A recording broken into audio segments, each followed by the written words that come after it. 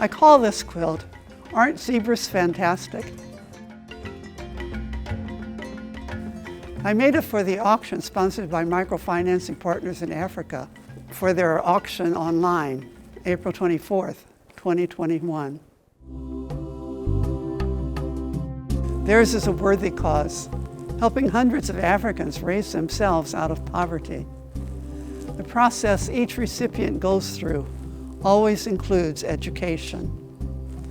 MPA doesn't give out of pity, but respects each individual and empowers them to make a living for their families and pay it forward to other families. This quilt is one item on the auction. Julie Gunlick, who works at MPA, went to Africa with other members a few years ago to check on the progress of various projects sponsored by organizations there.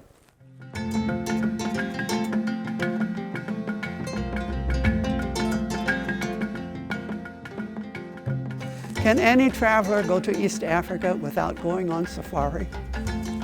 Julie enjoyed the safari experience very much and came back with wonderful photographs. Her photo of a mother zebra and her young one inspired this quilt. While I was working on it, we were in the midst of the pandemic. This was a great project to work on during this time. Helping others out of poverty gave much meaning and motivation to it. Liturgical Fabric Arts, where I usually work making banners, had few orders, so I was grateful the quilt could occupy my time. Like with many people, the COVID isolation provided a reflective time for me. I wondered why zebras evolved to have black and white stripes, while most animals evolved to dull hues or textured patterns that provide camouflage. I wrote my musings down, thinking I might write a children's book eventually. The quilt was constructed with basically one technique: raw edge applique, most of it fused. I wanted the raw edges to suggest the texture of the zebra fur. I machine quilted the animals and the leaves of the tree, but hand quilted the rest. I used Kona cotton for the zebras, which would be very hard to quilt where it has double thickness and is fused. When I was finishing the quilt top, I felt it needed something in the center background for interest. There were the tree and foliage on the top right corner and the curly grass at the bottom, but nothing between. So I lettered the words of the poem I had written and the prose from my internet search. This is what it says. Aren't zebras fantastic? I wondered why zebras evolved to have black and white stripes.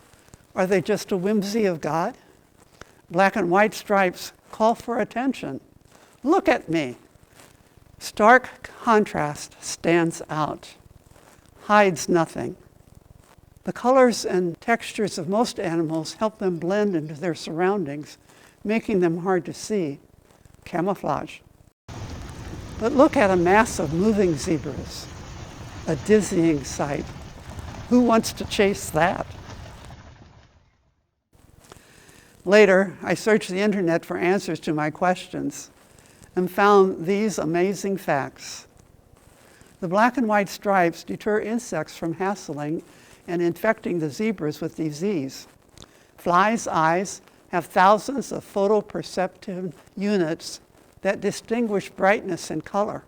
The many black and white stripes repeated thousands of times confuse the flies. The stripes also prevent zebras from overheating in the African sun. Because air moves at different speeds over light-absorbing black and light-reflecting white, zebras create their own air cooling currents. Like human fingerprints, the pattern of the stripes is different on each zebra. This provides a means of identifying individuals in a herd. How easily could a young zebra lose its mother if that weren't so? I also found out there are quite a few children's books about zebras. One is even titled, Aren't zebras fantastic? So I probably won't be writing a children's book. In the creation process, there were unplanned serendipitous things that happened. The tie-dyed whole cloth in the background had colors and lines that just felt like trees. And the way the lines curve in the zebra stripes created a three-dimensional effect. I love making these quilts for MPA. I've made 7 so far, because it kind of pulls the separate strands of my life together. I was a missionary in Sierra Leone, West Africa, 40 years ago. I loved teaching the students there, just as I did the earlier years here in the States. But there, I also enjoyed learning about the values of the people and their culture. Unfortunately, I became allergic to the mildew and other things and contracted asthma and had to return home. Working on these quilts provides the heart connection I missed since I left, and I'm grateful for that. I hope you enjoy this quilt as much as I did making it.